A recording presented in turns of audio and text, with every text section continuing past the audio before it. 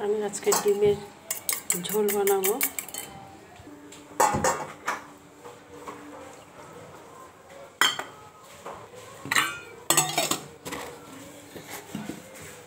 গরম জলে দিয়ে দিচ্ছি,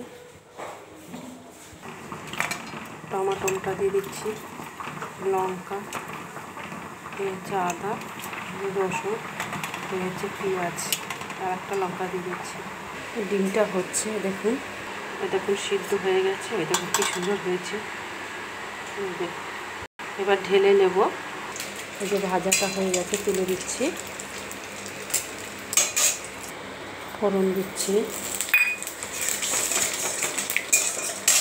পেঁয়াজ বাটা একটু কুচিয়ে দিয়েছি, একটু লাল লাল হবে, একটু জিরা বাটা দিয়ে দিচ্ছি, আর এখানে এবার কষিয়ে নিতে হবে। দেখুন কি সুন্দর হয়েছে, চাও হচ্ছে। একটু গরম মশলা দিয়ে দিচ্ছি, হয়ে গেছে, নামিয়ে চাটা হয়ে গেছে, গ্যাস বন্ধ করে দিলাম, হয়ে গেছে, নামিয়ে দিচ্ছি।